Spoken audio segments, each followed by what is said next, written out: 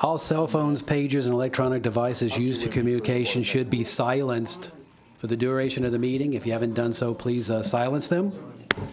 I'd like to call the meeting to order, the Terrebonne Parish Council, Wednesday, July 28th. And I would like to ask Mr. Dirk Guidry, could you please lead us in a prayer and a pledge? Dear Lord, we are meeting today to conduct matters of business, guard hearts and minds in the spirits of fairness, right through thought and speech. Impart your supreme wisdom upon actions so that decisions may reach a successful conclusion. Thank you for being our source of guidance today. Amen. Amen.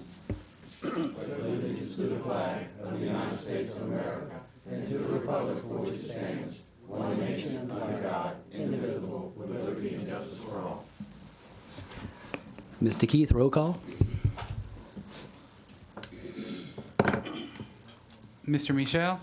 Here. Mr. Amadei? Here. Ms. Domain? Here. Mr. Darren Guidry? Here. Mr. Babin? Here. Mr. Dirk Guidry? Here. Mr. Trosclair? Mr. Navy? Mr. Harding? Here. Mr. Chairman, you have a quorum present. Thank you. Approve minutes of the special council meeting held on June 21st, 2021. Moved by Mr. John Amity, seconded by Mr. Gerald Michel. All in favor say aye. Aye. Next item, approve minutes of the special council session held on June 23rd, 2021. Moved by Mr. Danny Babin, seconded by Mr. Michel. All in favor say aye. Aye. Any opposed? Next item, approve minutes of the regular council session held on June 23rd, 2021. Moved by Mr. Dirk Guidry. Second. Seconded by Mr. Danny Babin. All in favor say aye. Aye. Any opposed? Next item, distribute minutes of the regular council session held on July 14th, 2021, which has been done. Approve accounts payable bill list for July 19th, 2021 and July 26th, 2021. Moved by Mr. Danny Babin. Second. Seconded by Mr. John Amity. All in favor say aye. Aye. Any opposed? Next, approve the manual checklist for June 2021. So moved. Second. Moved by Mr. Danny Babin. Seconded by Mr. John Amity. All in favor say aye. Aye. Any opposed? Next, staff reports. Update on drainage, pumps, generators, and other projects. Mr. Mike Toops. Thank you, Mr. Chairman. Everyone was sent an email yesterday with the report. As of today, we have 200 out of 201 pumps operating. The one pump that's not in operation, the D3 Upper Montague, Mr. Norman Porch and his crew began the reinstallation of that pump today. And that's the only information I have to update unless anyone has any questions. Thank you. Seeing no lights, thanks, Mr. Toops. Next item, public wishing to address the board. Mr. Floyd Bergeron wishes to address the board, to address the council relative to placing the matter of the sale and use of fireworks on the ballot for residents to approve, and he's filled out a speaker card to adjust his presentation to include the government tower parking lot. Mr. Floyd, you have 3 minutes. Thank you. Floyd Bergeron, 201 Kelly Drive. We went through the same scenario with the fireworks. It wasn't as long. Your hours, I think, was supposed to be from 7 to 10. It started at 2 o'clock in the morning and went to about 2 o'clock the next morning. 2 o'clock in the afternoon.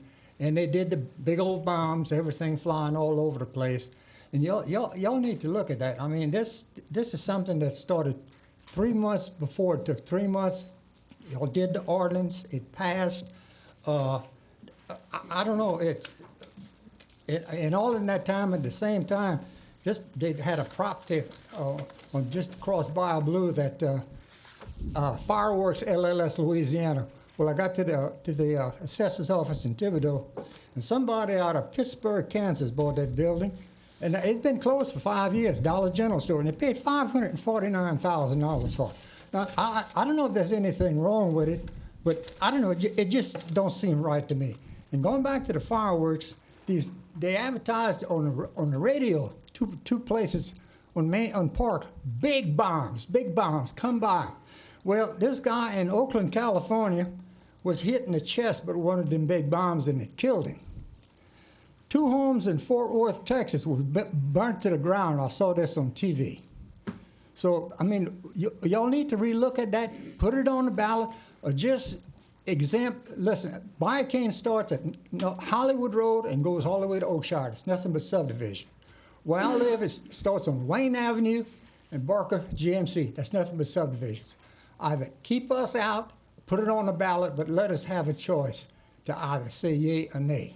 Thank you. Now, the other thing, last week, I had to come to the government tower, and I saw a whole bunch of gentlemen standing up in the hot sun. Mr. Dove, I can't think of his name, but anyhow, Toops, they was all out there. And I said, this doesn't sun right. They're not out here to get a sunshine, nothing like this. So I called up Mr. Mort Black. Point of order. And- Anything you got to do with, on our agenda? It's with No, sir, Mr. Guidry. He did modify his request, and our charter does allow them to have up to 2 items. I know it's not on our agenda. Yeah, he modified that with a speaker card to add it. So we just put them together because you can only speak once, so we put them together. I'm trying to pass this on to y'all to save the taxpayers some money, so y'all listen carefully. There was all out there in this hot, hot sun. So I called Mort Black. I said, I know y'all wasn't out there for the sunshine, this and that. Oh, Mr. Floyd said we're going to put a model of one of the deals in the ship channel. And he said we're going to have a working model. The gates is going to open and close. The waters is going to go through. He said the taxpayers will really enjoy seeing that money where it goes. Well, I'd much rather see my money where it goes to fix streets, cut grass, dig ditches, and everything else. So if Mr. Dove decides to bring this up, and We have a motion. Hold on. We have a motion to extend. 10 seconds. Seconded. Go ahead. If this is going to come up in the future, and please consider saying no. If he wants to put it up in front of his house, that's fine with me, but not at the taxpayers' money. Thank you very much. Thank you, Mr. Floyd. Next on our agenda. Oh, we have a light. Mr. Dove. Yes, I just want to respond with what he's talking about. The CPRA, the state paid about $1.4 million for the engineering and the model of the $450 million lock system that is being built on the HNC. So we have a joint venture between us and the levy board. We're looking at, we're gonna run the numbers to put the lock system operational with the board right here in the parking lot of the government towers. Now, why would we do this? First, you want to educate the people that we will have a lock system for vessels to come and go during abnormal high tides. With rising seas, you will be coming through lock systems. This government, this parish government has already built 2 lock systems. One is Chauvin, one is being completed in Bayou Terrebonne for vessels to come and go. If you want marine vessels into this parish, if you want to educate as many people as possible, we plan to have a screen up that's going to describe Morganza to the Gulf, what is protecting our businesses, our schools, our homes, our graveyards, and we're just in the preliminary, and we're going to bring the whole package to the council for their approval or for what they believe needs to, that they would like to add to that.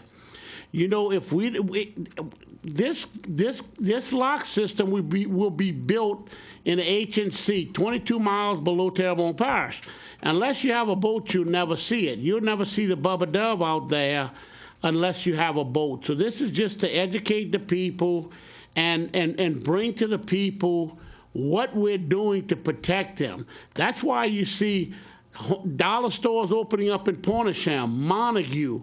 You have people staying down the bayous because if you notice, every time we build a project, we're putting up signs to show the lock system in Dirk Guidry's system, the lock system in Steve Trostclair's district, the pump stations in everyone's district that we're building. If we don't show the people of Terrebonne that they will not flood, they are protected, it's to educate, and we're looking at very little money.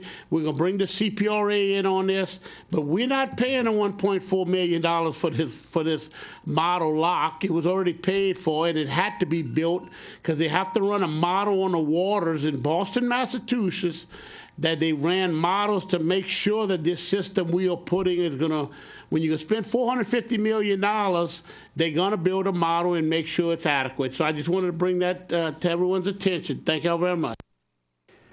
And thank you, Mr. Dove. And I know all too well, being a former member of the levy board, I remember the millions and millions of dollars that the Corps of Engineers required to study the hydrology of the Morganza system before they built it.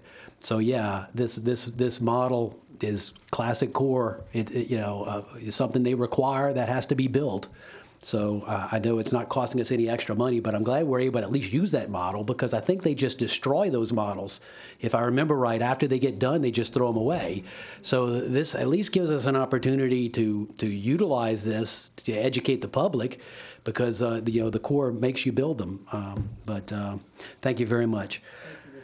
Item B is Julie Jackson, a resident of 226 Douglas Drive, Houma, Louisiana, who wished to address the council regarding a previous study conducted on a vacant lot next to her home that is causing drainage issues. I don't believe Ms. Jackson is here. Is she not? No.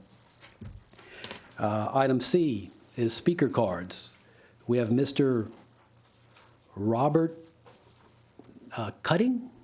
I think that's, if I have that right, maybe you can go ahead and introduce yourself and give your address for the My name's record. Robert Cutting, 200 Fresno Drive. This is the third time I've talked to you about fireworks. This is the last time, I promise. I have one question, okay? I came to back this man up a little bit. I felt a lot when I was here twice before that I was all alone, that nobody else had any problems with fireworks. I found out I wasn't, okay? It feels pretty good. One question for somebody on the council. Why can't you have a designated area where they can shoot these fireworks? Like a soccer field, a baseball field, a football field, where they don't blast right next to a person's house for between 6 and 8 hours at a time? Anybody? Anybody answer it? This is not a question and answer, Mr. Cutting. You can address us and go ahead and... I'm wasting my time talking then, aren't I, pretty much? Okay, I forget about that. Tall grass. I almost got killed on American Boulevard pulling out. I stopped at the sign, my front bumper was at the stop sign. Couldn't see. I pulled up a few feet more, I still couldn't see. I got almost to the road, almost to 57, and looked good. I pulled out. The minute I looked in my mirror, I had a white car right in my bumper, about that far of my bumper. How she didn't hit me, I don't know. I'm sure she was cussing me out. Couldn't see. Okay, they've cut the grass on the road, okay? The grass in the ditch is almost as high as the grass was before. It's going to get higher. You got to cut the ditches also. Somebody is going to get killed out there. There's 3 crosses out there right now in that area. I don't know what it was, tall grass or something else, but somebody's going to get killed if we don't keep that grass cut. And I'm sure there's other places besides American Boulevard and 57. Thank you for your time. I can't believe you can't answer my question about the fireworks. Somebody. Were there 12 people there? Well, we can't discuss it, Mr. Cutting, because it's not on our agenda. So... It's the third time I've talked to you all. I mentioned it all 3 times. I understand, but it was never put on the agenda. Did you call your council person and ask them to put it on the agenda? I'm not familiar how this goes, how Okay. you all work. You have to contact your council person and ask that they put the item on the agenda. Then we can discuss it. But other than that, it's just we have 3 minutes that allow the general public to address the council on items, but we can't get into a debate because it was not on our I agenda. just wanted an answer to a simple question. I'm not going to debate. Thank you for your time. Oh, thank you. And we are going to be addressing the grass cutting, Mr. Cutting. Grass cutting is on our agenda tonight, so we will be discussing that. Thank you very much.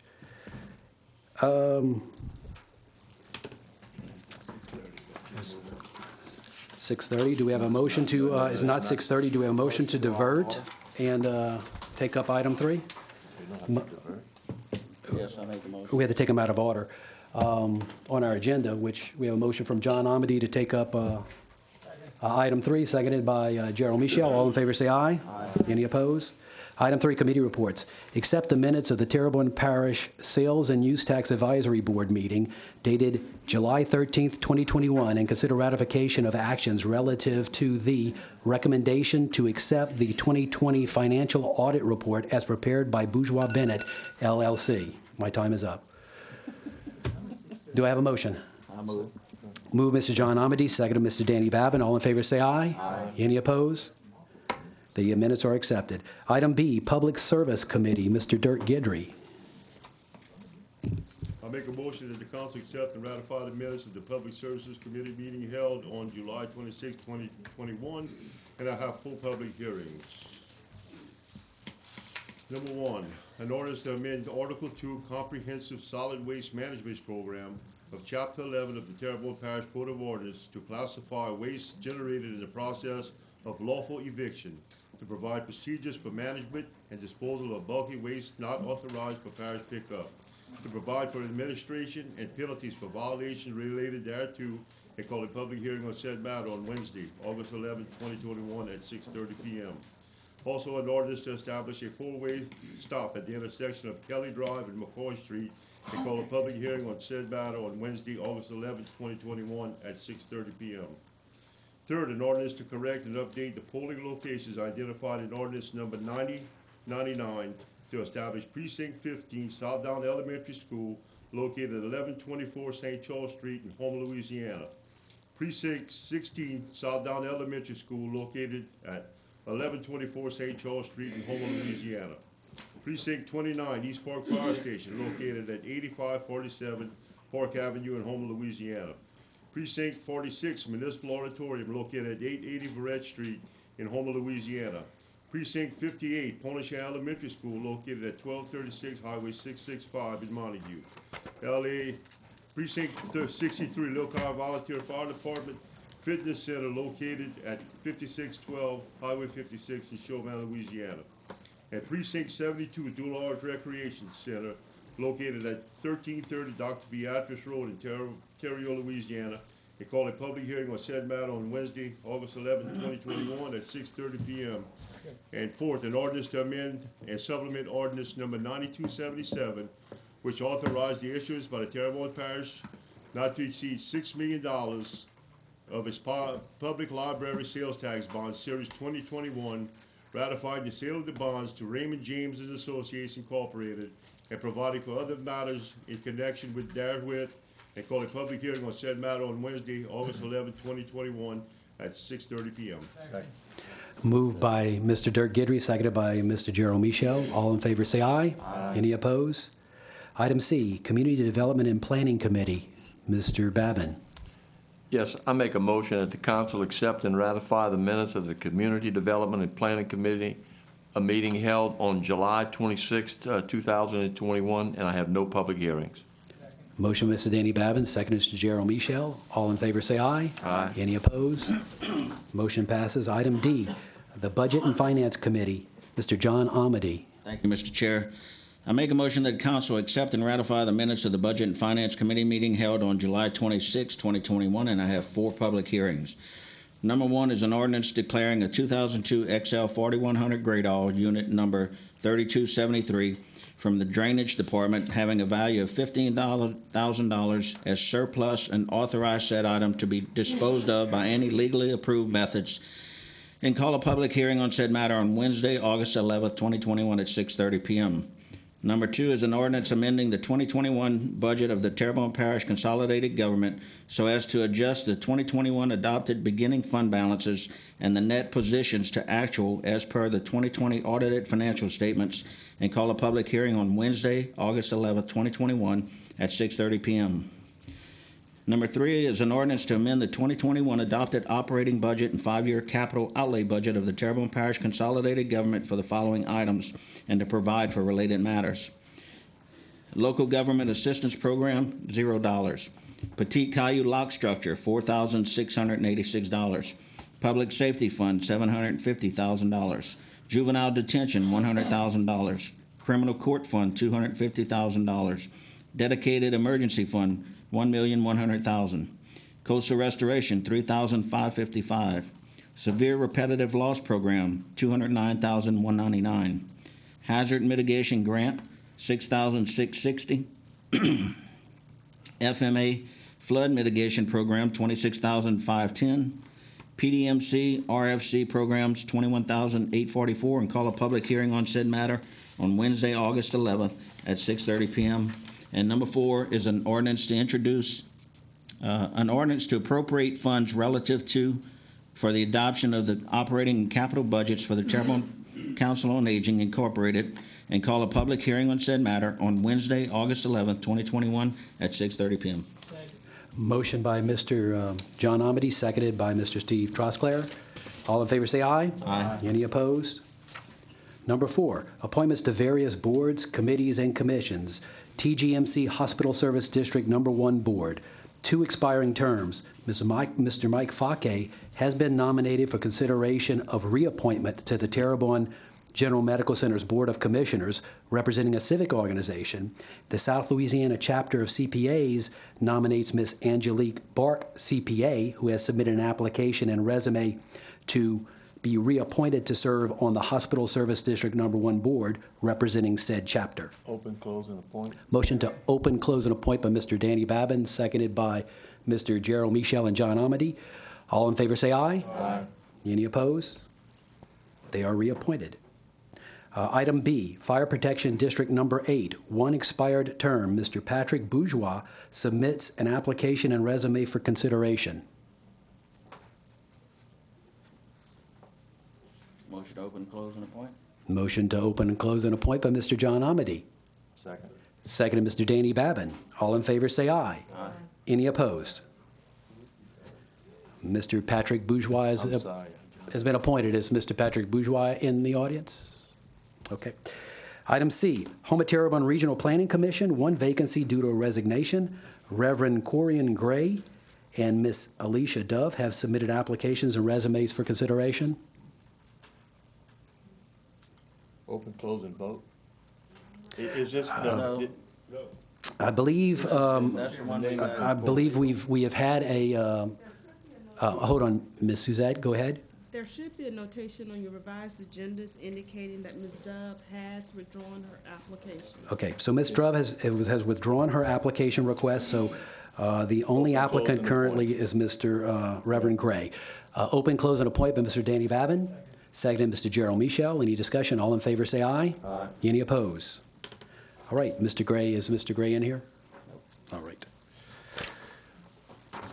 Item D, Downtown Development Corporation, 1 expired term representing the Historic Society. The Historic Society nominates Ms. Tracy Hawthorne, who has submitted an application and resume for consideration. Motion to open, close, and appoint Ms. Hawthorne by Mr. Dirk Guidry. second? Seconded, Mr. Danny Babin. All in favor say aye. Aye. Any opposed? Item 5, vacancies to various boards, committees, and commissions. Fire Protection District Number 5 has 1 unexpired term. The Veterans Memorial District has 1 unexpired term due to a resignation. Recreation District Number 3A has 1 expired term and 1 unexpired term due to a resignation. Recreation District Number 6 has 1 expiring term.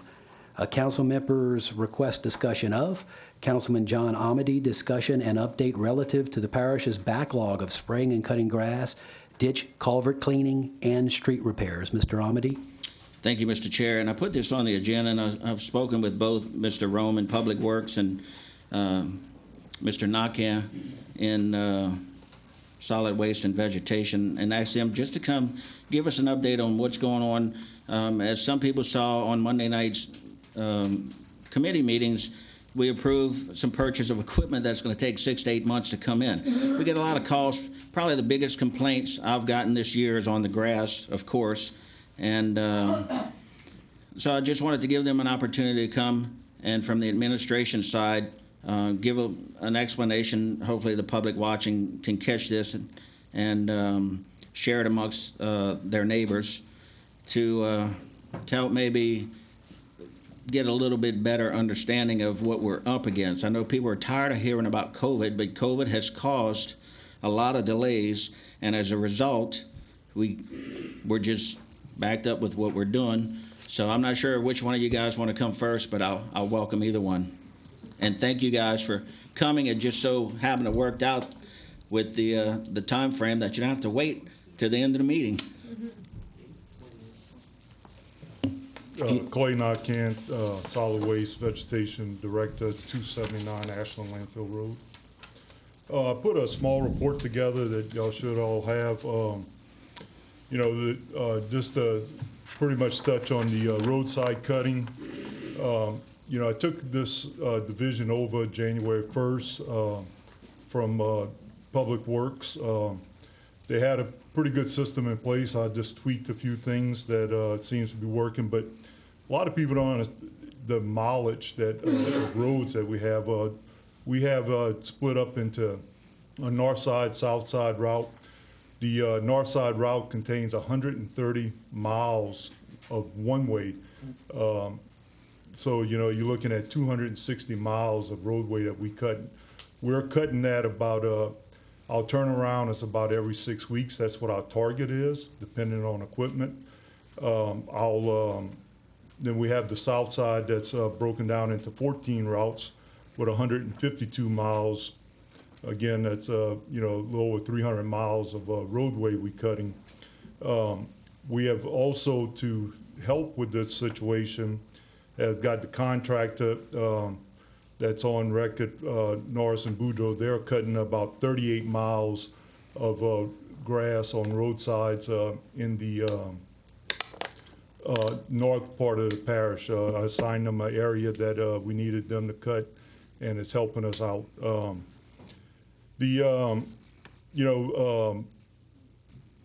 My employees are always active.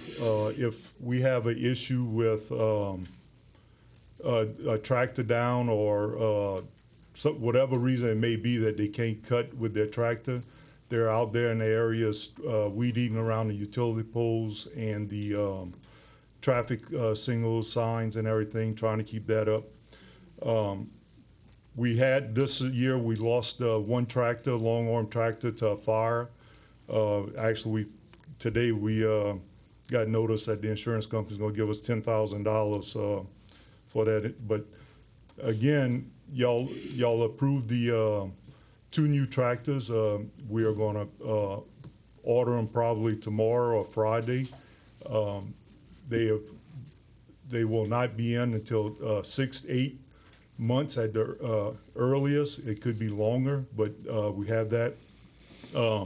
We're looking at the 2022 budget of adding some more tractors, but again, it's just this morning at 9 o'clock, as of 9 o'clock a.m. this morning, we had 2 of the long arm tractors up and running because we have a total of 3. One is waiting on parts, and that's another issue. When they break down, these parts, especially these tractors here, are New Hollands.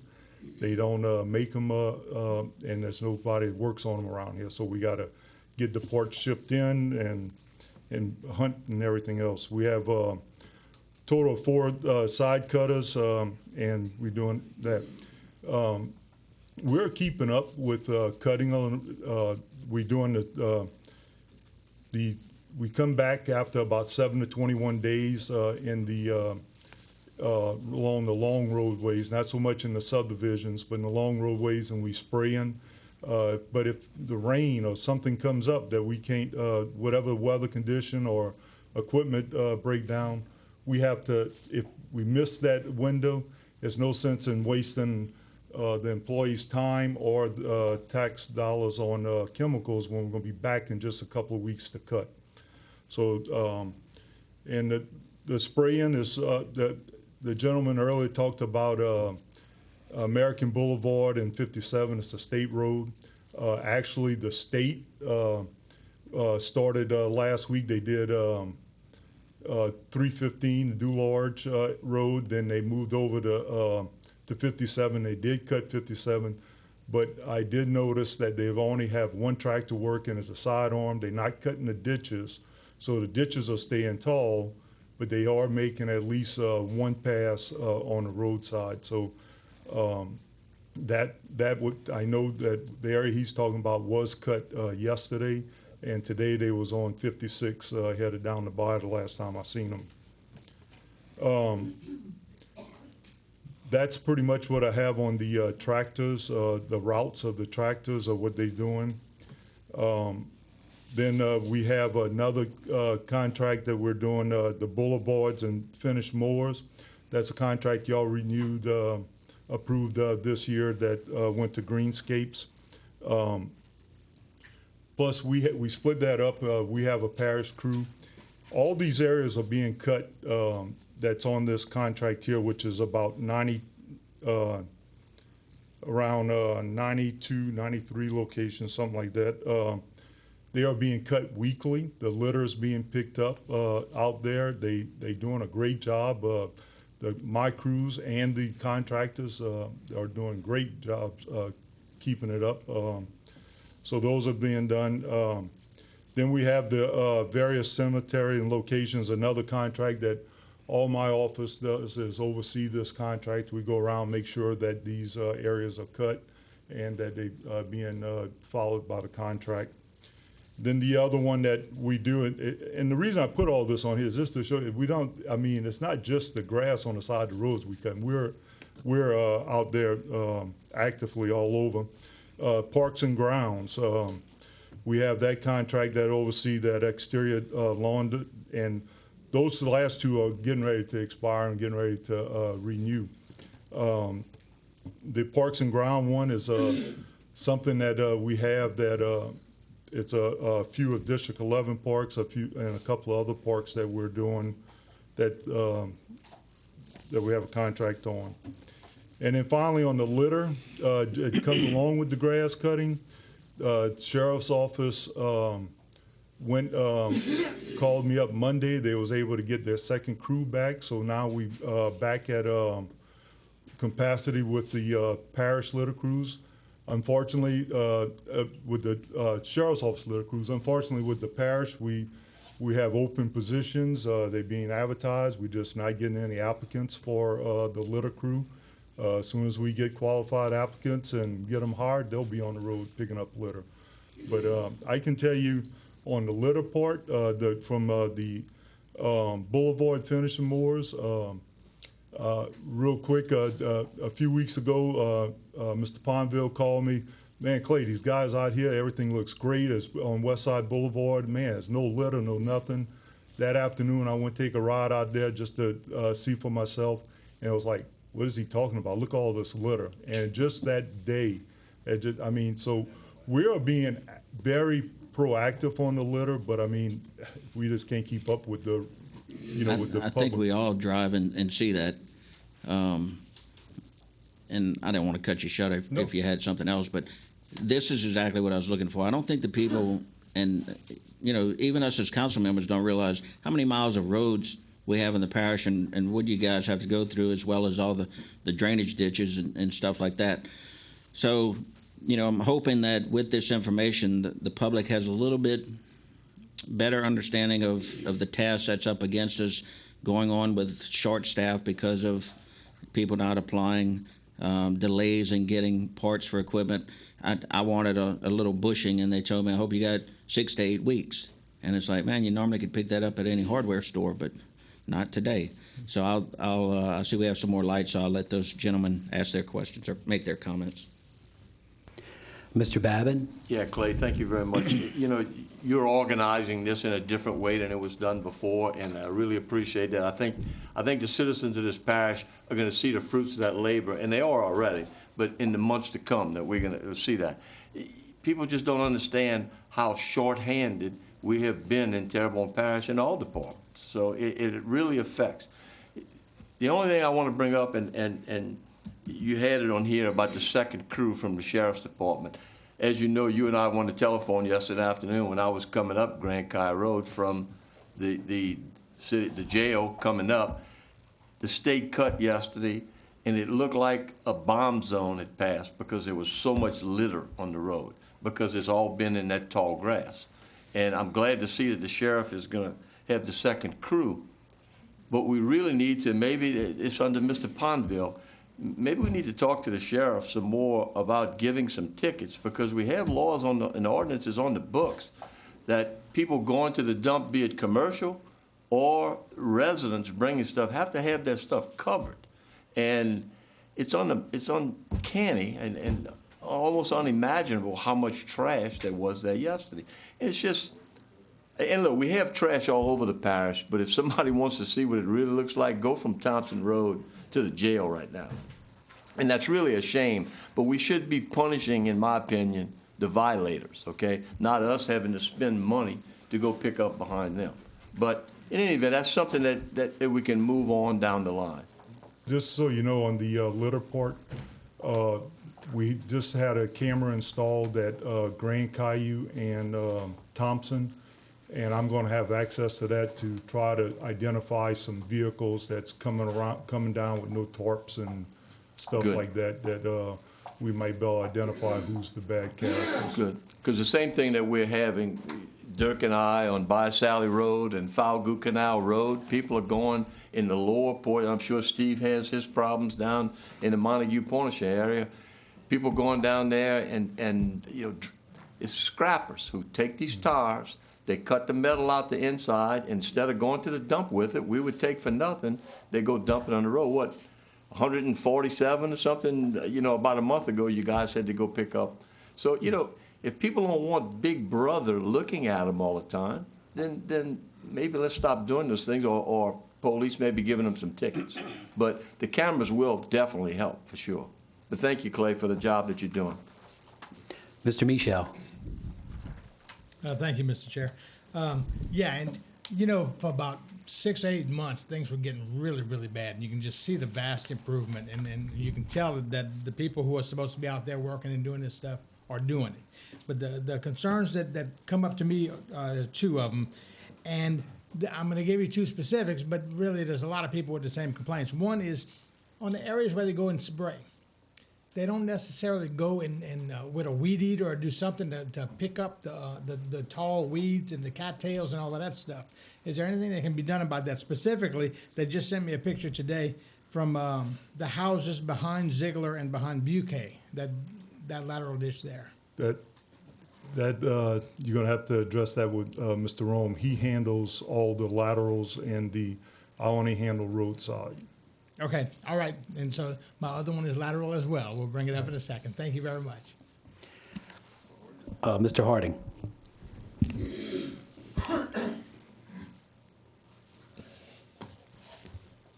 I actually had the fortune to be the superintendent of DOTD,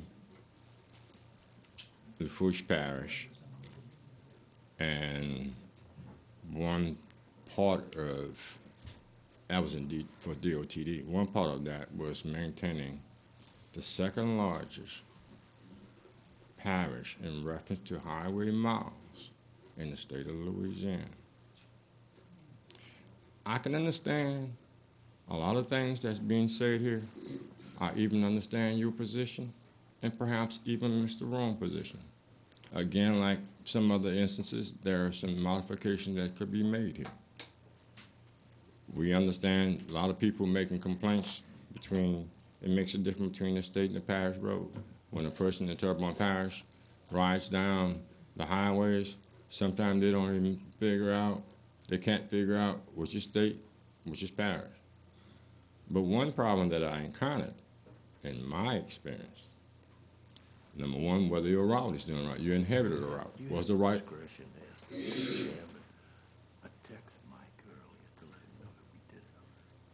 Whether the route was done right. It's a lot of things that could be incorporated in there, because when I inherited, I had to change a few things. I inherited a lot of bad equipment.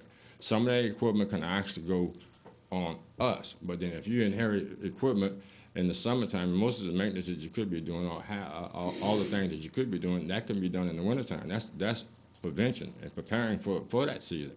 I'm saying this, you know what I mean, and really I'm being honest about that, because I see there is a problem.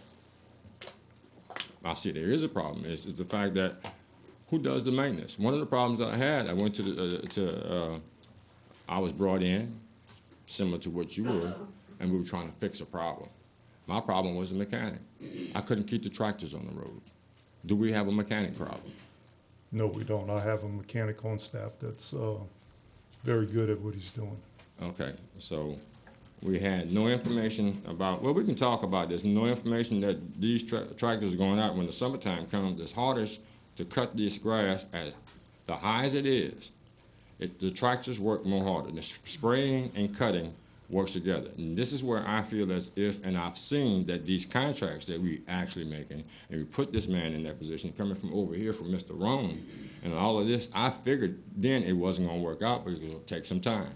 I said that to myself. and I roll with the punches. But we paying a lot of money for contracts for this man right here. He got increased, he got paid people. He just relinquished some of his responsibility to you. We're paying a lot of money for us to not spray and not cut and have rundown equipment, and I'm speaking for the people. We have to get it in order. Now, another thing I want to say to the people that's sitting up here as my colleagues, there's a problem with the state and a problem with the parish. Be honest with you, both of us have rundown equipment. We need better equipment, and we need more personnel. It's the hardest thing is the personnel, but most of the time, in my opinion, we have to do more spraying. I want to ask a question. Do we actually have the certified sprayers? Yes, my operating supervisor is a licensed sprayer. All right, and he has certain tanks that he has? Yes. Thousands or 500s? I think it's a 500-gallon tank. 500-gallon tanks. So 500-gallon tank will spray 25 square acres with each tank, correct? Yeah, I don't know the answer to that. Okay. I just recently put on Facebook about cemeteries, and especially the cemetery. Could you say for the public what cemeteries that we're responsible for, that you oversee, that we have contracts for?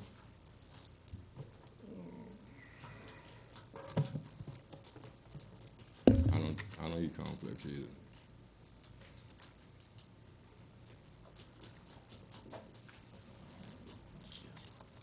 It's going to be Southdown Cemetery, Bislam Cemetery, and let me see what the other one. Halfway. Halfway? Okay. Yeah, I was put on Facebook and put on blast about the Southdown Cemetery. So the side cutters that you actually have, they actually, how many of those you have? That is on that particular thing's on a contract, but side cutters I have 4 with 1 broke down right now. 4 or 1 broke down. They really cut one side mount cuts 3 acres, well 1 acre per hour, so that's 3 acres an hour if you have them going down there. Y'all bear with me. So I want to actually say this too, because we got a lot of contracts that are involved with that and a lot of spraying and stuff like that. I'm not really trying to put it out there. I'm not going to sit up here and just say I totally agree with everything. I think you're doing a great job. I think Mr. Rome is doing a great job. But I'm not sitting here trying to sugarcoat nothing for nobody. But I think there is a problem that we need to actually provide you with better equipment, more people, and I think part of your route and your system, me personally, route in the system may be actually a little bit on your rotation could be a little bit different from what it is, in my opinion, professional opinion. Just so you know that part of the MyGov system that Mr. Hughes talked about, and he says that solid waste is taking a while because we're more detailed. That is some of the stuff that's getting put into that system, but it's not going to happen overnight because we're very detailed on the stuff. Yeah, and I can understand those extended arms. We call them slope mowers, and they are necessary to cut the other side of the ditch. I can't speak for the state, but then I can say we can actually have our services, and that's very, very important, especially the type of terrain that we have down those bayous. So those are very, very important, and I think we as the government, 6 months them arriving, I think 6 months from now it's going to be very, very cold and the grass is going to be killed anyway. So that's a timing thing. That's what really the first thing I saw, that somebody in the maintenance department could have figured that out, that these things are not going to work and we're going to need them at the most. They broke. Right. And that's why I brought it to y'all at this time, to try to get it so I can have it for the next grass cutting season. Yeah. Thank you. Thank you, Mr. Harding. Mr. Trosclair. Yes, thank you, Mr. Chairman. And in all fairness to Mr. Narcan, he's only been having this department for 6 months, basically 6 months. And he graciously took this because it was asked of him to take it from another department. And his expertise is solid waste. So I'm sure it's a learning curve for Mr. Narcan as well as,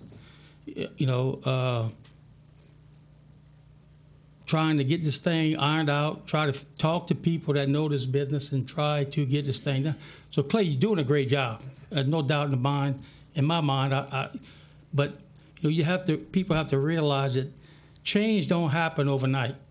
I mean, it takes, especially in government. I mean, in private industry, it takes a while. In government, it's almost phenomenal. So you are doing a good job, and I just want people to realize and understand that Clay's only had this position for relatively. He started in January. He got it in January. By the time he got everything transferred, it was close to the end of January. The personnel, everybody that he knew he had to work with, and we're only in the middle of July now.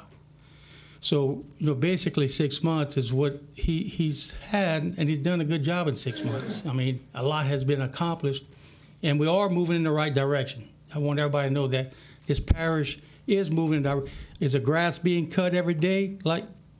Are the tractors moving every day? Probably not. For one thing, you got monsoons. I mean, last month it only rained twice. The first time it rained for 16 days, the second time it rained for 15 days. Okay? So it's hard to cut grass in those conditions. And it's not just the drizzling, misty rain we get. We're getting downpours. We're getting drenching rains. So I just want to, just back you up on that, Clay. I know you putting your whole heart in this thing. It's out of your realm of expertise, and you're doing a bang-up job, in my opinion. Thank you. Yeah, Clay, thank you very much. I've learned more about lawnmowers tonight than I think I would have thought I would have learned. But I think you're doing a great job. I don't get a whole lot of complaints from you, what you oversee. Most of what I get complaints are state highways that aren't cut, and of course what Mr. Rome is about to come address for us. But I just want to say you're doing a good job. I understand your challenges, and I think with all the challenges, I think you're doing the best that I believe you can do with the challenges that you face. Thank you. Thank you. Mr. Rome.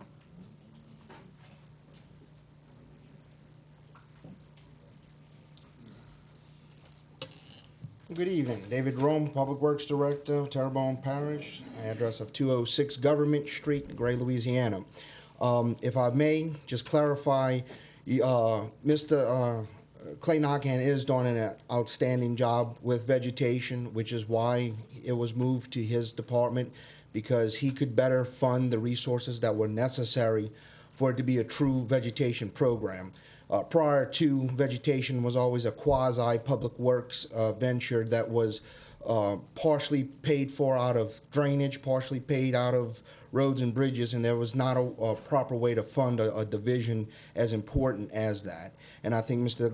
Narcan has definitely taken us in the right directions with that. With that being said, I'll give a quick update on the vegetation maintenance contract, which, as Mr. Clay said, is all of our lateral ditches within the parish, drainage and levees that are cut by a contractor.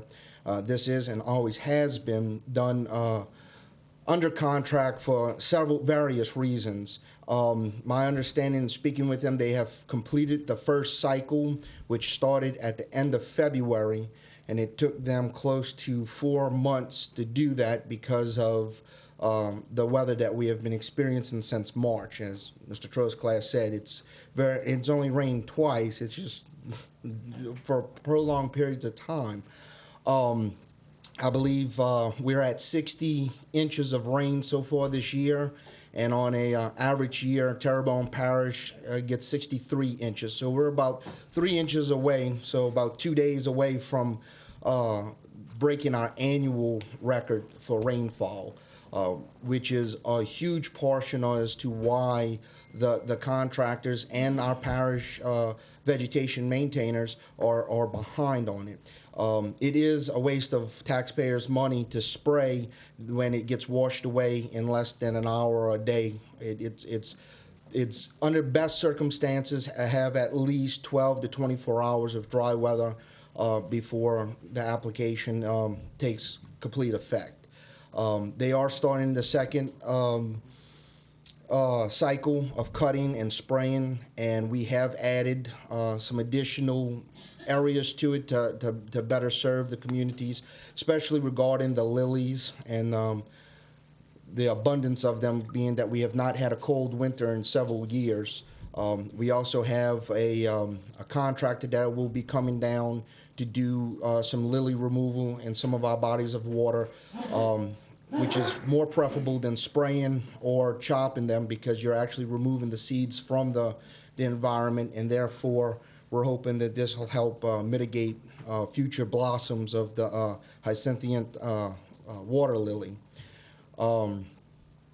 Primarily, I would like to give you all a quick update on our road repair and the status of where we have been at. As Mr. Amity had said, COVID hit us very hard last year. We were able to make all of our goals on our annual budget with expenditures and getting what projects we could. However, certain things did get delayed more than others due to contractors having issues, our people having issues with COVID. This year has been far more successful.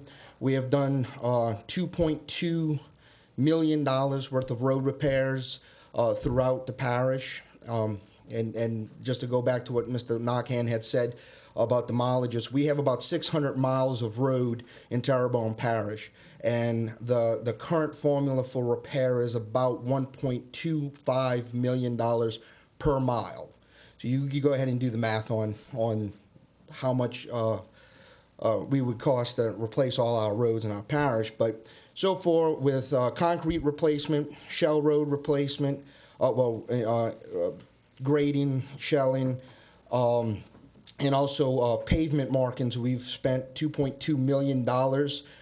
Right now we have $1.5 million allocated for an asphalt project that we just finalized the final plans on, and we hope to have the bid within the next few weeks. That too was a project that should have been off the ground sooner, but due to COVID and several other factors, it was delayed. We also have another pavement marking project to the tune of $217,000 that is about to go through the process of bidding. Y'all just approved the first phase of it, I think last council meeting. And then remaining for the year, we have $1 million in the Transportation Trust Fund account. We also have $804,000 remaining in our operational road repair accounts, and we also have $24,900 remaining for remaining curbs. Given the current environment, we're on track to spend about $5.7 million on our roads this year alone. COVID, rain, all of that included. Any questions? Mr. Amity? Yeah, Mr. Rum, the asphalt contract that you're talking about, that's not one road project. That's the many repairs throughout the parish? The $1.5 million is $1.5 million that was allocated specifically for this one asphalt project. So what happened to the contract that we do every year for asphalt? That's taken that up? We typically bid out all of our asphalt projects, which are usually small, $200,000, $300,000. This is a culmination of all of that work together. So like last year, we did a bunch of spot repairs. We're not doing that this year? We do, and we do that underneath our operational account, which... last year we did it under Barrier. I'm sorry? Last year we did it under Barrier. They did do a project for us, yes, sir. But that was not under y'all did a lot in my area. That's why I was asking. Yes, sir. Yes, sir. We do full depth patching, but this is an overlay patching, all-in-one project that's throughout the parish, all 9 districts.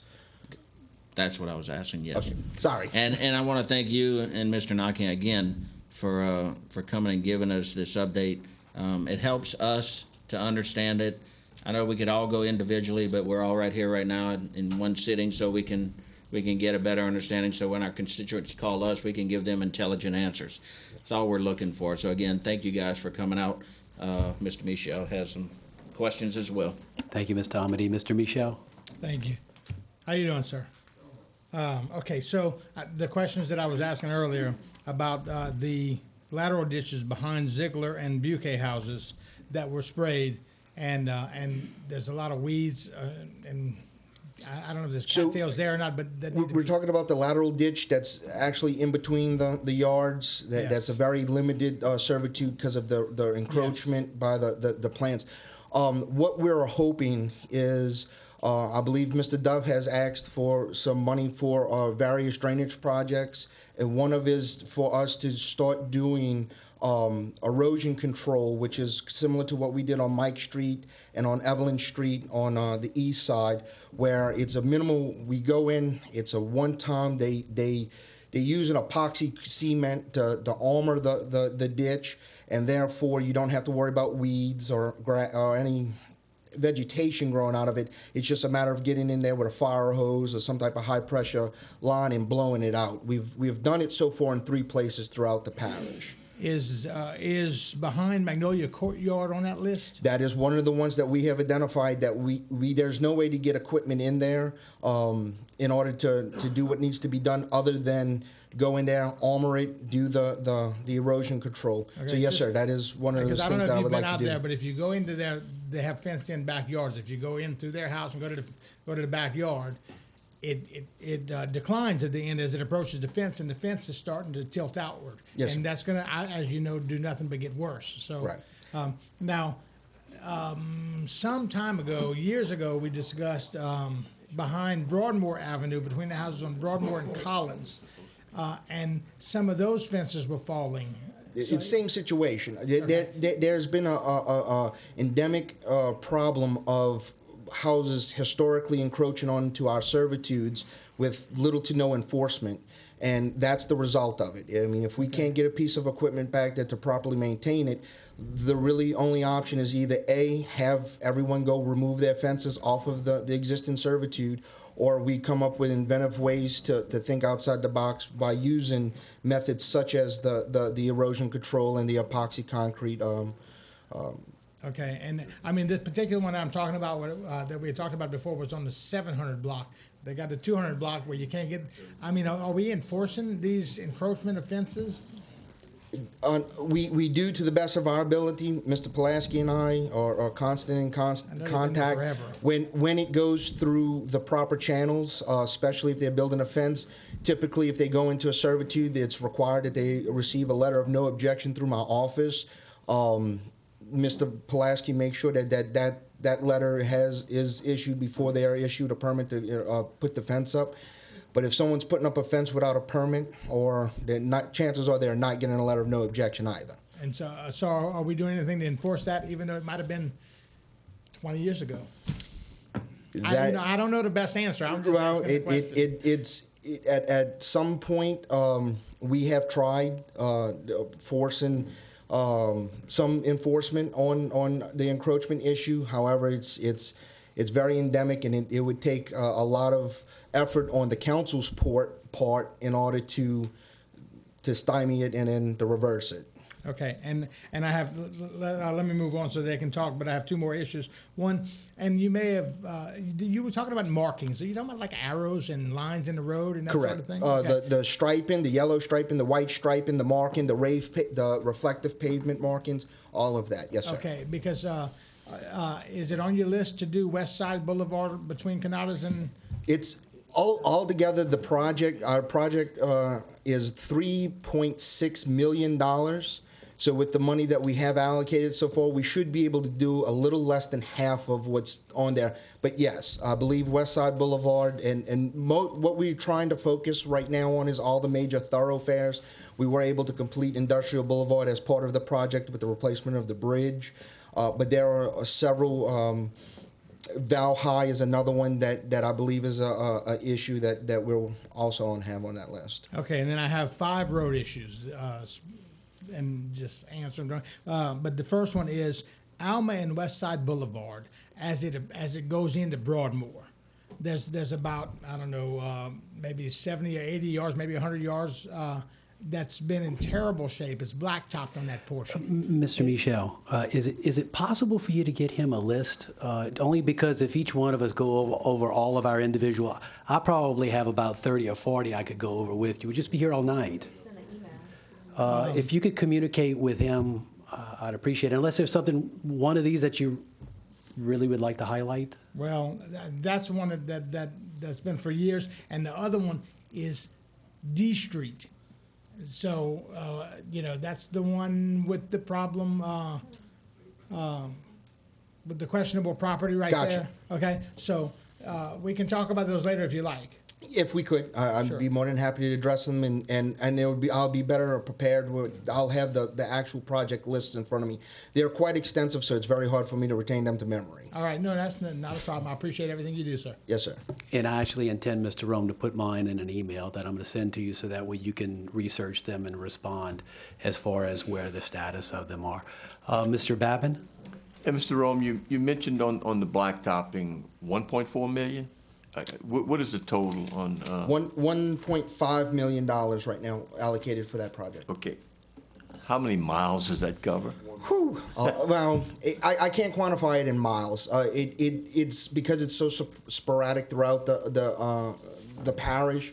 I believe the only council person who does not have asphalt that's allocated for her district is Ms. Domingue, because she has nothing but concrete roads, and the one asphalt road that she does have does need some work on it, but it would be more economical for us to repair it in-house. And that's my point in bringing it up, that $1.5 million does not go very far, okay? When we talk about the amount of asphalt roads that we have in the past, I mean, Mulberry subdivision probably has 2 miles of it, or maybe more if you just take a look. And I know Dirk has plenty in his particular area. So I just want everybody to know that we're going after the work. It's been prioritized, the worst spots. Yes, sir. And then you're going to move from there. And hopefully we can find some more money to do those things. This is $1.5 million more than I've been allocated in the last 9 years. And I know that, and that's why I'm happy to see it going. But it's not going to blacktop the entire parish, for sure. $1.2 million per mile. Right. Thank you, Mr. Rome. Yes. Mr. Harding? Yeah, and just to add on that too, because different roads require different types of maintenance, such as highs compressed and yada yada, the width of the road, and repairs. But then there's a different type of repair in reference to you have hot mix and cold mix. In some of the areas that you actually have, do you actually apply cold mix to any of these areas that we actually have within the parish? Yes, sir. We do. We on average get somewhere between 500 and 700 tons of cold mix annually, and that's usually used as a temporary fix until we can either replace the panel properly or use it as a long-term solution in a low-traffic area, because I'm sure, as you know, cold patch is very, very durable if it's applied properly. If the site is cleaned, if there's a proper amount of tack used, and it's compressed properly. I know some cold patch that we've done, especially downtown, that has lasted at least 9 years so far with good success. But yes, sir. Yeah, and do we actually own a bump cutter? I'm sorry? A bump cutter. No, we do. We own a grinder. So what we typically do is we grind out the area that we're using it on, remove any of the loose aggregate, and then apply the tack and then the cold mix. Yeah. Do we need one in that particular department? Actually, when y'all get my budget later on this year, I have some equipment such as that on there. Yeah. Okay then. You mentioned something else earlier in reference to funding when we had Mr. Narcan up here, and then that was a funding situation. Whereas, if there is a problem in these either of the two, I think that's what we have to address, because that's where our complaints is coming from our people at. Our roads, our lateral ditches, our tall grass.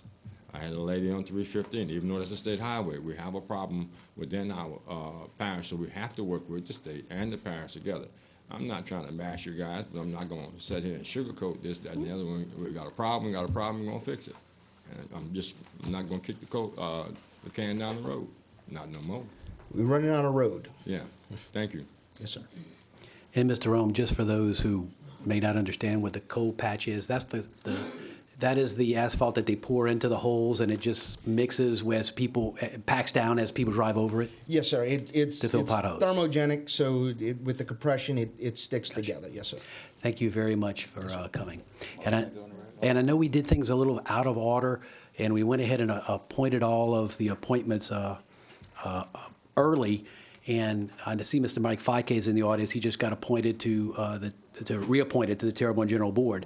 Before we go into public hearing, Mr. Hvac, did you want to address the council or say anything? Of course, you were reappointed. We were rather quick on that, so Okay, 230 Tiger Tail Road. I apologize. I was kind of following the agenda. I didn't realize y'all had deviated. But I did want to come and thank all of you for your consideration in reappointing me and Ms. Barker. She couldn't be here tonight she had a previous family engagement, so she wanted me to pass along her thanks too.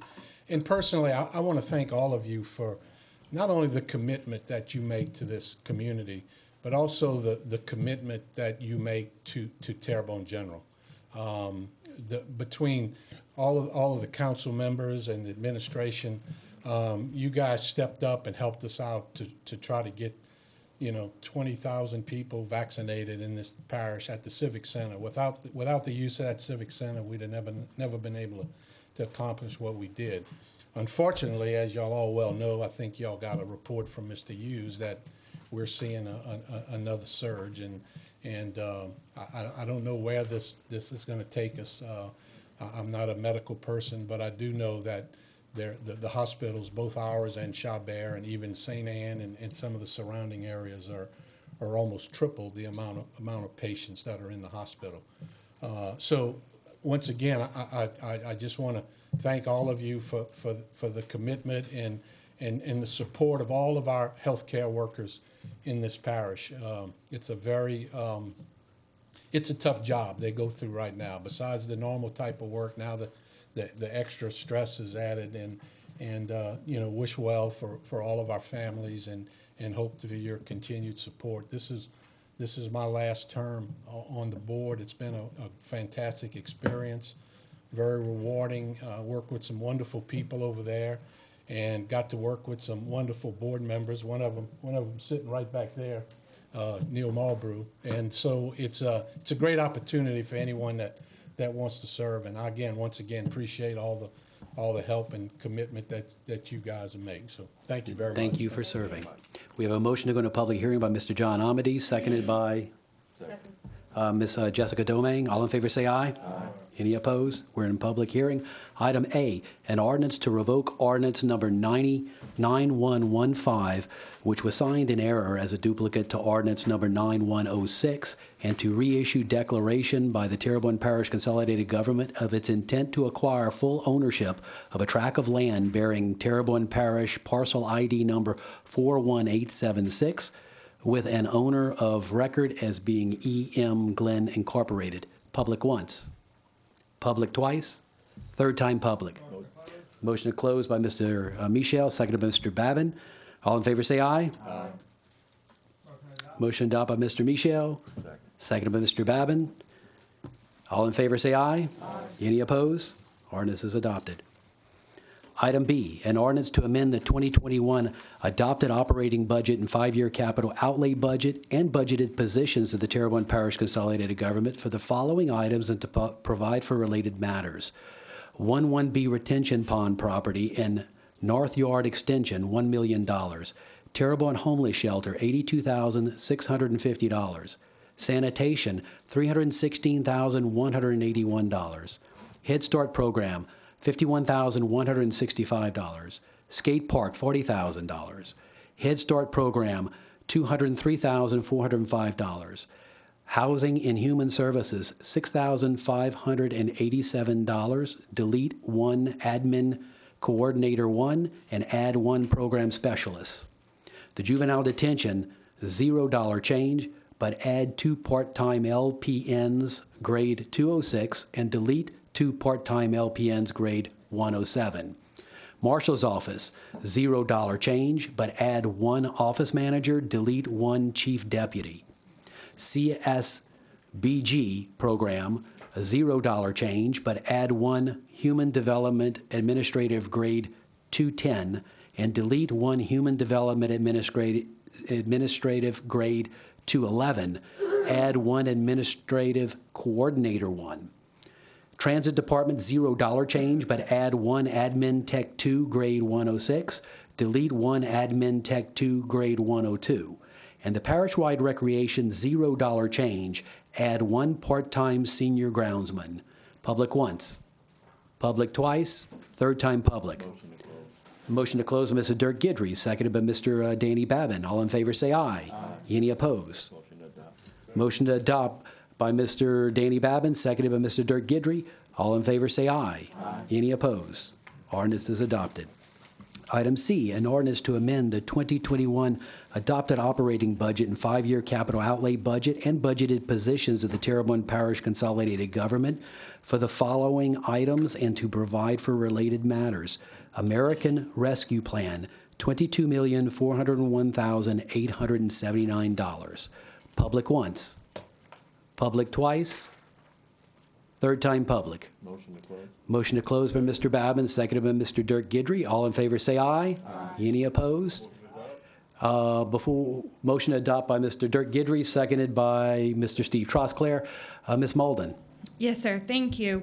I just wanted to take this time to kind of go over real quick what we have in the plan for the American Rescue money, as well as answer some questions or anything else that may have come up. So let's see if this will work.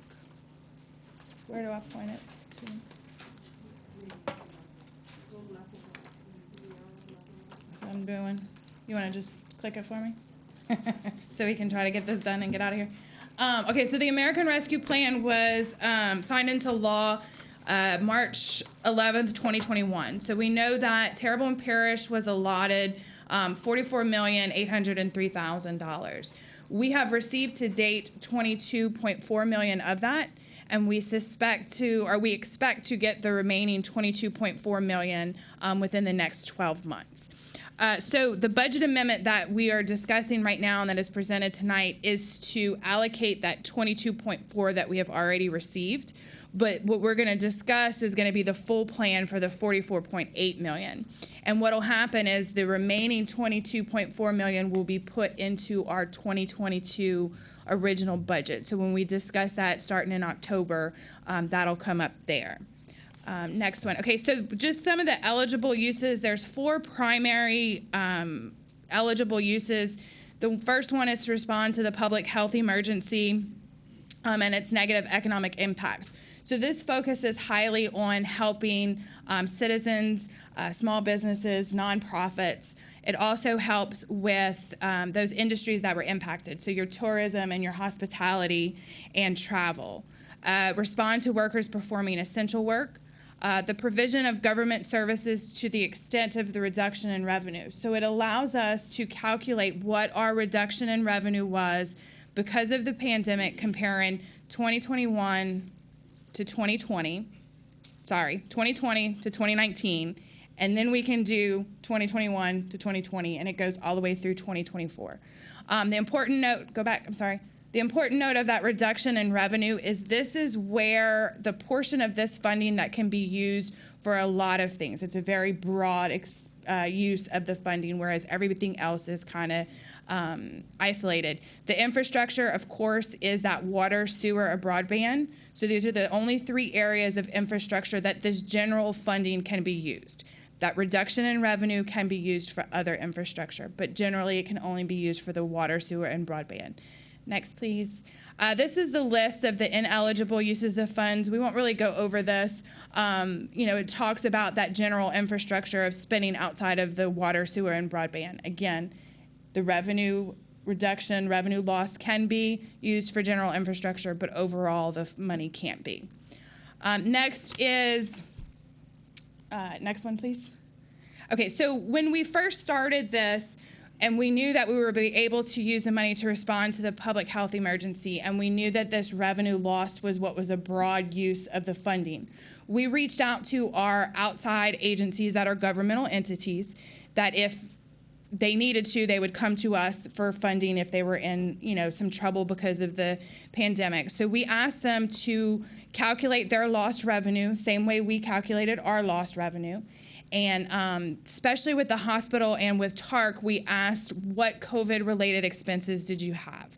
So for the hospital, a lot of that money is related to the vaccines that were given out, so the cost to do that. So after they submitted everything, we reviewed it. This is the breakdown of how it is going to be done. These individuals, entities will receive this funding through a subrecipient agreement. So it is federal money. There is a lot of federal guidelines that have to be passed, followed. So we will go through that with them with the subrecipient agreements. They will also have to report to me. We haven't determined yet if it's going to be quarterly or annually or whatever until the funding has been spent. I have to report all of it to the United States Treasury. So depending on how I have to report it and when is how we will determine that with them. Another thing to note for here is the hospital and the sheriff's office. So the budget amendment for them this time is for half. So they only receive half of that allotment, and then they'll receive the other half next year. Next, please. So the other part of this, the response to the public health emergency, is our grants. So we are going to do small business grants as well as nonprofit grants. We have a total of $1 million allotted to them. This year it will be $500,000, and we'll do $500,000 next year. We have a committee made up of myself, Chris Pulaski, and Mark Black to determine how we are going to administer this, who is eligible, how they apply. That information has not been determined yet.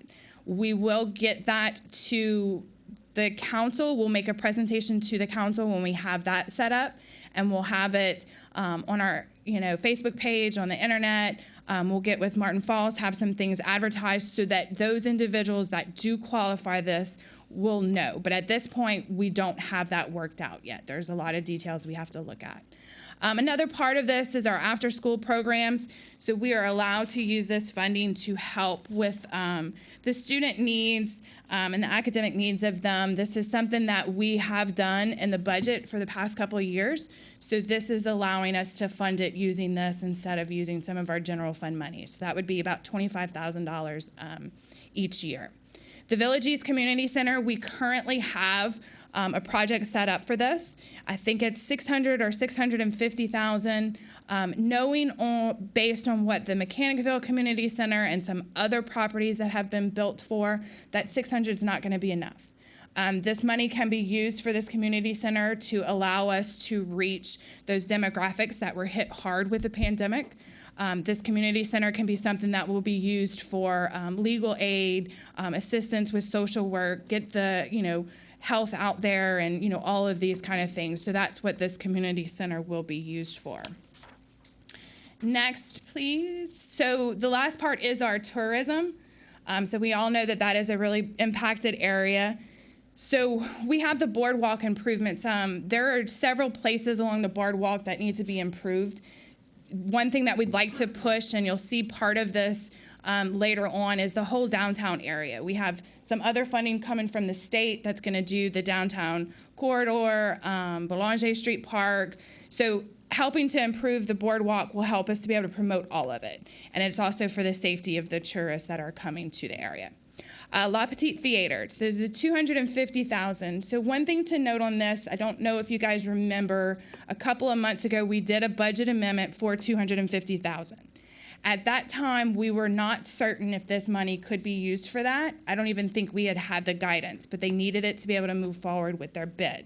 So when we got the information and we knew that we could use it, that's what we're doing here. So all that we are doing here is adding the Rescue Plan 250 to the project, and we are taking out the General Fund 250 out of the project and putting it back into General Fund. Then we also have a landing along Highway 56 that we are going to purchase, and we are going to refurbish and get it set up to be used for the public, promote that tourism, promote that fishing industry as well down the bayou. So the other thing, and I think this is one I know that Chris Pulaski's department is going to benefit from this significantly, is during the pandemic, we did not let any employees go. But if there was an open position, we didn't fill it, and we actually cut some of them from the budget to help with the budget constraints. This money is allowing us to put those cut positions back into the budget. So this is a list and who it is. So you have district attorney, planning, engineering, police department, fire department. So this is about $3.2 million total, but it'll be used all the way through 2024. So hopefully by the time 2024 comes around, everything's picked back up and we'll be able to pick up the funding and be able to continue with that. So the next part is the affordable housing. So we all know we have the Parkwood Place. This was an infrastructure development that was done through a grant with HUD and CDBG. A condition of that grant, so that way we don't have to pay this development money back, was that we reach a certain threshold of having low-to-income houses in there, rental properties, and all of this. Kelly Cunningham, our Director of Housing and Human Services, recently had some information from our state representative that if we can provide 36 homes to low-income persons by 2022, they will consider that we have met the obligation. So at that point, we won't have to pay the initial $3.1 million back. So we did put the total $3.18 million in here for this year, so that way we can get started. So that way, by the time they start looking at us at 2022, we can show that hopefully we've met the objective, and if not, that we are on the right path to meet it, and we don't have to wait to do budget amendments and put the funding back in place. So next is the reduction in revenue. So like I mentioned earlier, this reduction in revenue calculation can be used for a broader use of the funding. The calculation that we did was based on a formula that the United States Treasury gave us, comparing the years, taking out some grants. They allowed us to do a growth calculation, and our total for this year is $8.3 million. So based on that, we have several different projects or purchases that we'd like to do. The first one is your marshal's office. This is to purchase some vehicles for them. Their fleet of vehicles is very outdated. It has not been replaced or replenished. Their vehicles are probably spending more time in the shop to get repaired than they are actually on the road. We also have the $40,000 for a response vehicle for the Office of Emergency Preparedness. So this would be considered a response vehicle for the assistant director over there. During the year 2020, the district attorney's office took a big hit because there was no tickets being written, so there was no collection of ticket revenue. So they had to actually contribute to us $110,000 that they had to borrow. So we're able to use this money to replenish or reimburse them for that. Currently, we are using the building on Park Avenue, 8028 Park Avenue. It is a building that the DA's office owns, but HPD is using it, so we are proposing to use that money to purchase that building so that HPD can have it and it can be updated and stuff as needed. The Brady Road Bridge replacement, we have some money in this project currently, so this is just adding some additional money to this. The purpose of this is we want to be able to increase the load that the bridge can hold. We want to be able to make sure that the fire trucks can get through it, and we want to make sure that it is accessible and it has an evacuation plan for those residents. We have tried getting some state money over the past couple of years, and we have not been successful, so we're going to move forward to try to fund it with local money. The Bayou Country Sports Park, this is just a match for the capital outlay money that we've been received. The Homa Heights Fitness Park. So some people may know this. I think it's sometimes referred to as the Twin Span Park, and it has been discussed for several years. Just recently, we have awarded a contract with DOTD to do the sidewalk. So that sports fitness park area is going to have a sidewalk. So since we're moving forward with that, we'd like to add the additional funding so that way we can continue with how that park and that drawn out plan is. And then at the Air Base Park, this is to put the bathrooms in place by the splash park, as well as start putting some funding together to do that adaptive park that the Modernization Task Force had presented to us several months ago.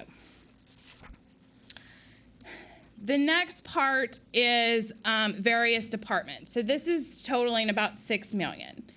So this lost revenue and the American Rescue Plan money allows us to go and use the money for governmental services. So we are using this, or we're proposing to use this to help fund some of those funds and departments that rely heavily on general fund. So that way we are able to reduce the transfer from general fund, so that money will be back into general fund, and then we'll be able to put some money back towards our emergency fund to help reimburse us for a lot of the COVID expenses that we had during the year that we haven't been reimbursed previously for CARES Act or previously for FEMA. So that's the purpose of these. Next will be just some COVID-19 related expenses that this plan will let us do. These expenses have to start from March 1st, 2021. So it's not the previous expenses, it's starting March 1st, 2021. We were sanitizing the buildings, we were continuing to buy supplies, and with this uptick, we're gonna buy additional supplies. So we'll be able to use this. The security guards, we've had to put in place here as well as the cart house to screen those visitors coming in and out. So that's going to cover that. Juvenile detention facility, he has found some equipment that will help to screen those juveniles before they enter into the facility. So if they are infected with the disease, they won't be able to enter and then it won't spread through there. And then because of all of the supplies that we have been buying and still need to buy, the warehouse is kind of running out of space. So we're going to go ahead and put up a building that will help supply those COVID-19 supplies as well as some emergency supplies that we have there. Another part of this plan, which is the HVAC system. So it allows us to replace or upgrade HVAC systems in government buildings to help circulate that airflow and enhance it to hopefully mitigate any type of viruses, especially the COVID-19 virus going through. So this is the list that we are projecting or proposing and the estimates for each of them to be upgraded and or replaced. And then next, so it does let you use it for water. So this is going to be our flood control infrastructure. The Bayou La Carte pump station, this is the match for our capital outlay money. The Little Bayou Black pump station at Barrow, this is a new project that we are trying to put some engineering money towards, so that's what that is. The Lower Montague drainage and the Elliott Jones. The Elliott Jones is to be able to do the rakes. It was an alternate bid that we didn't have the funding, so this is allowing us to do that. And I think I have one more.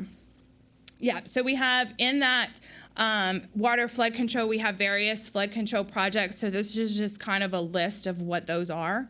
If it's not used for this list, it would come back to the council to do a budget amendment. And I believe that might be it, and I tried to be as quick as possible. Thank you, Ms. Malden. Mr. Amity? Yes, and thank you for preparing that report.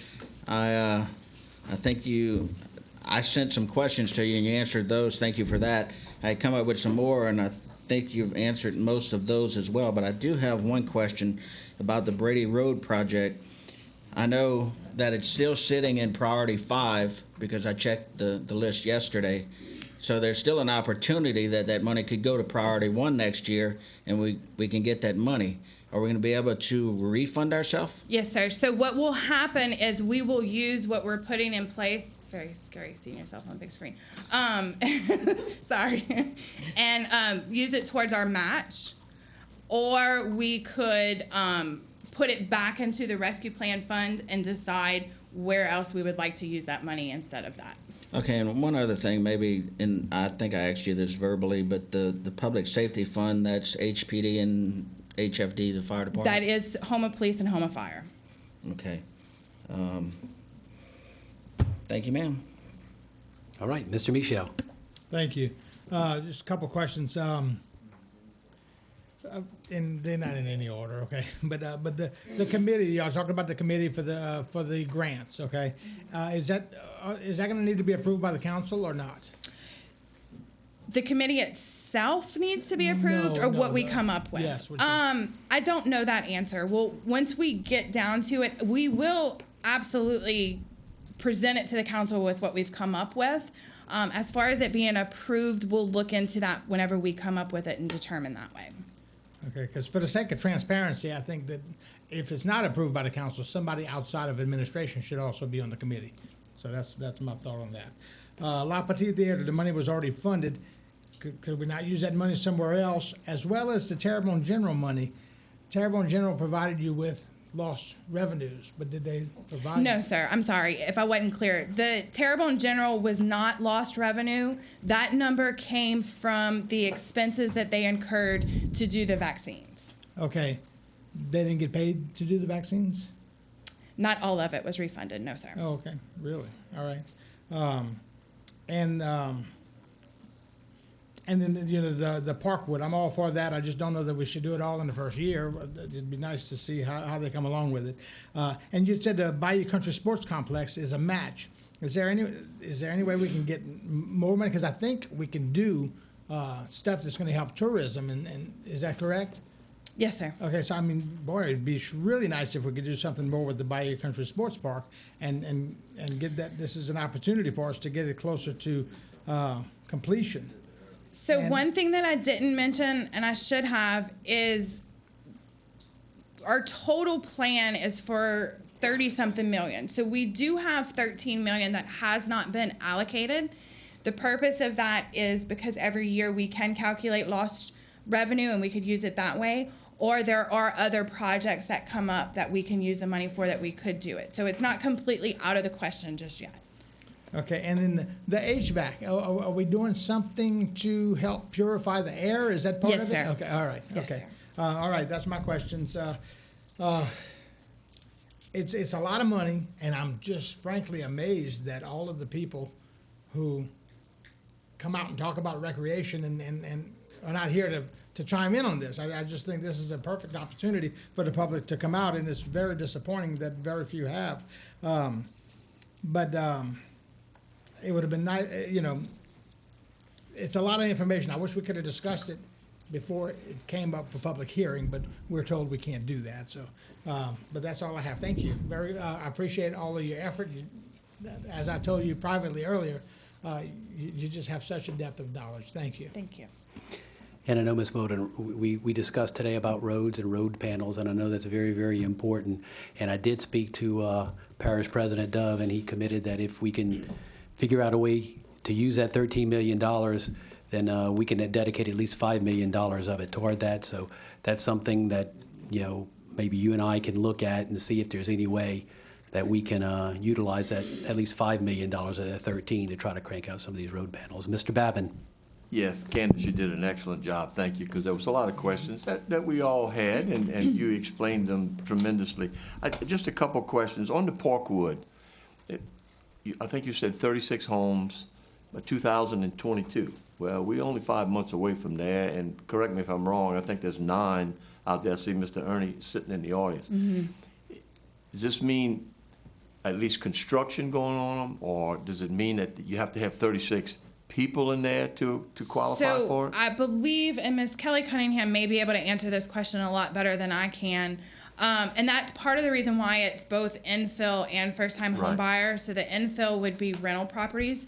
So it would be easier to get some, individuals in there. We do have to get them built. But if you want, Ms. Kelly could answer Yeah, that sure. a whole lot better than I Yeah, can. definitely. I mean, because it's a concern because it's so close, and I just don't want us to be penalized in any way. Right. And Yes, Ms. sir. Kelly, if you don't mind, go ahead and introduce yourself and give your position. Hi, Kelly Cunningham, Director of Housing and Human Services. Initially, in our agreement with the state, they required at least 74 homes be occupied by people that are considered low income, 80% of median or less.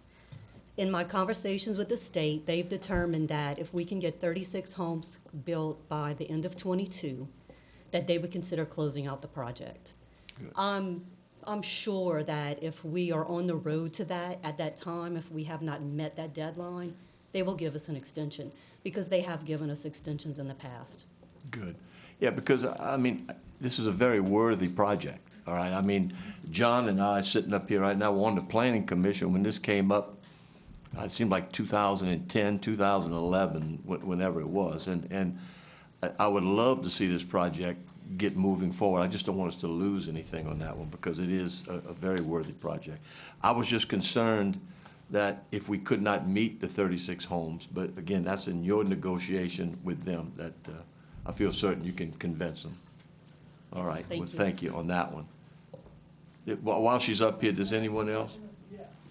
Mr. Michel, you have a question for Ms. Cunningham? Yeah, it's by the end of 2022, isn't it? Yes, sir. Okay, I just wanted to make sure, because it's not just 5 months, so it gives us a lot more time. In 5 months, we'll be in 2022 Okay, is what I meant. got you. Thank you.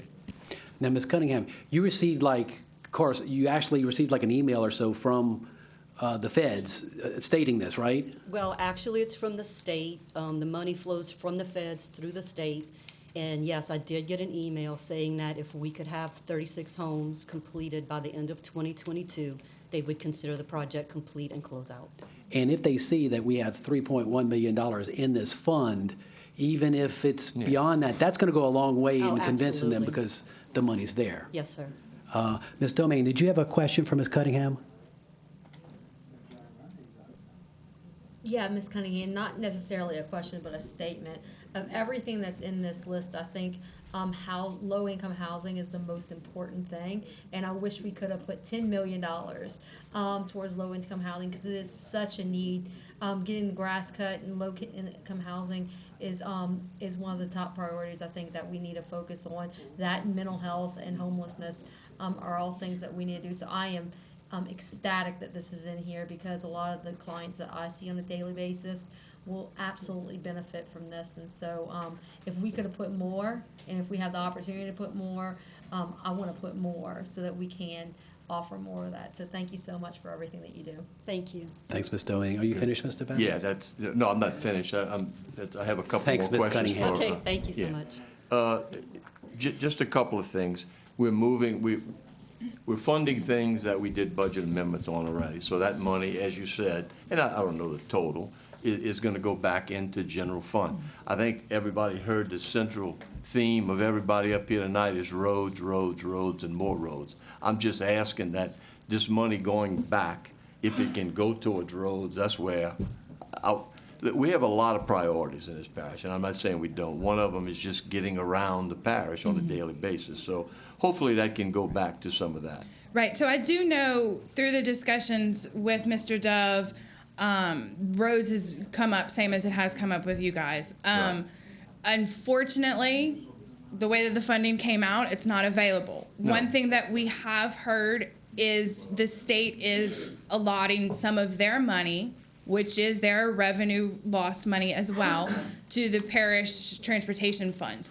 So there's a possibility that we're going to get some additional road money from them. And of course, you have the infrastructure program that the current Biden administration is trying to put together. That may be something as well. But it is something that we have discussed, and we will continue to discuss. Good. Yeah, thank you very much. And then the other thing I mentioned to Candace that this afternoon, Darren as the chairman, me as the vice chairman, and John Amadei as the budget and finance met with Dan from Bourgeois and Bennett to go over the budget.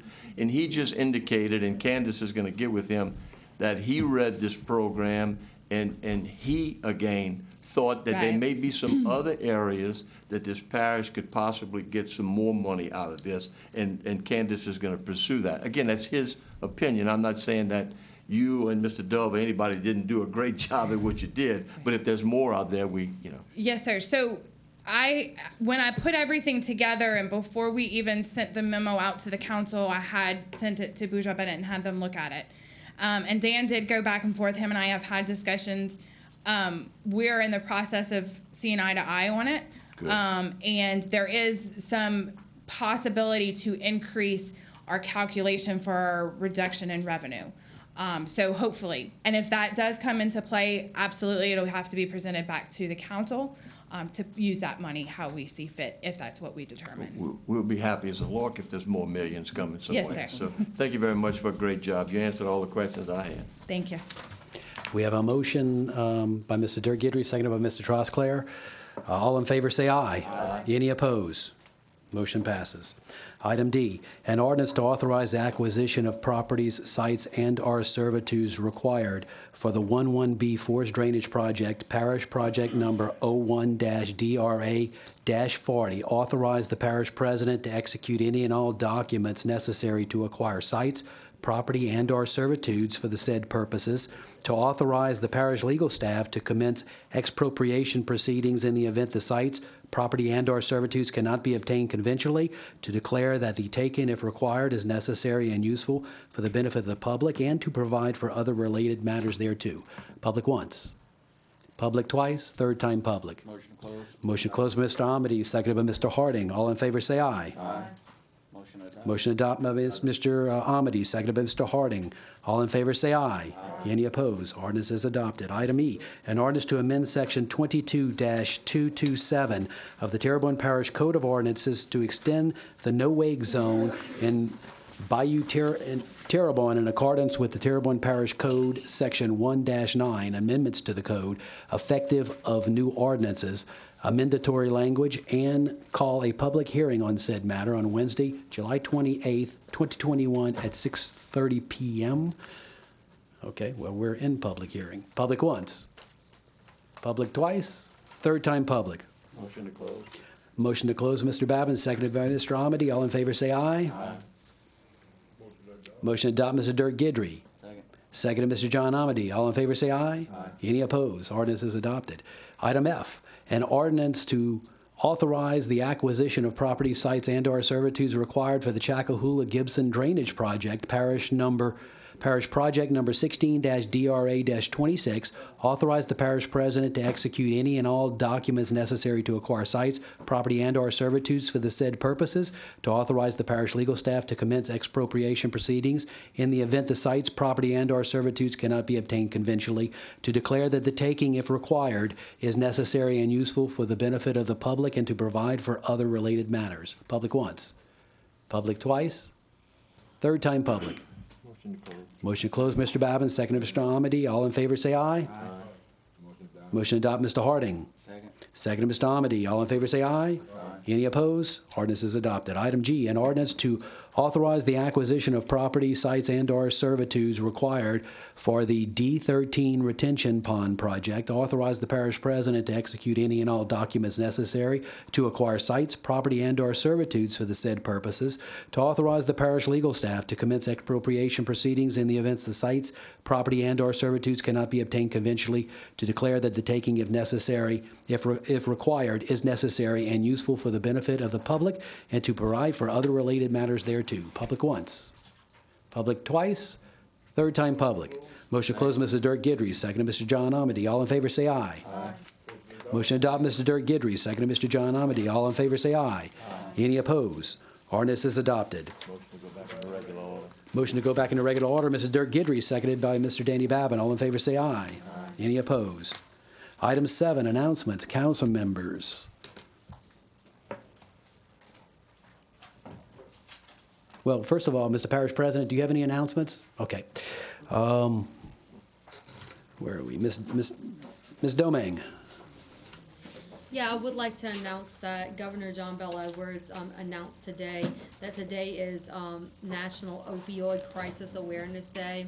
And we are having an opioid crisis here in Terrebonne Parish. We've had a lot of overdoses, and I think it's directly related to the pandemic. So if you know somebody in your family that needs help, please have them reach out to a mental health provider. Thank you.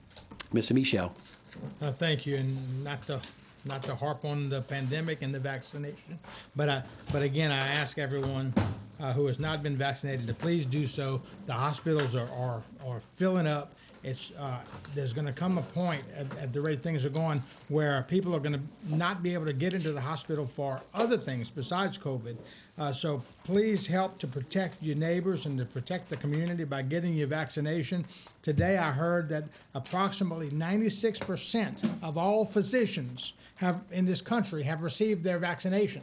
So, and that's an anecdotal statement. I did not read it for myself. I don't know where it came from, but it certainly sounds like it came from a medical professional. And you know, ask your doctor. They'll tell you if they took it. I'm quite certain. So please consider taking it. There's only one way we can go with this is worse if we don't get this under control through vaccination. It's a gift that we've been given. We need to take advantage of that gift. Thank you very much. Thank you, Mr. Michel. Mr. Harding. Yes, again, hopefully everyone actually knows that on August 7th at the Dumas Auditorium from 8 to 12, there's a number of organizations that have come together to give out vaccines. And then later on, there's another location that's vaccines going to be given out on the same day at the Percy Gabriel Gym from 12 o'clock to 4 o'clock. Check the commercials. We have some promotions going out there to get everybody to actually get the vaccination, to follow up with what Joe was saying. But then again, you know, I mean, we're trying to provide a service for the people of Terrebonne Parish, and that's all we can do. It's their choice. Thank you, Mr. Harding. Mr. Babin? Yeah, with Clay coming tonight and David Rome here, I just want to remind everybody out there, and I don't want to jinx it. We hadn't had a storm threat yet. We'll keep our fingers crossed. But now that the rains seem to be over, I don't want people going to get heat strokes, but this is a good time to clean up around your yard. Call the parish if there's overhanging trees and lines. Let us go pick up what you clean up, so when a storm comes, we don't have stuff going everywhere. So please, this is a good time to get out and do it. Thank you. Monthly engineers reports, GIS engineering. Mr. Marlbrew, did you have anything? As per by Mr. Dirk Guidry, second to Mr. John Amity. All in favor say aye. Aye. Any opposed? Motion to adjourn, Mr. John Amity. Second to Ms. Jessica Domain. All in favor say aye. Aye. We are adjourned.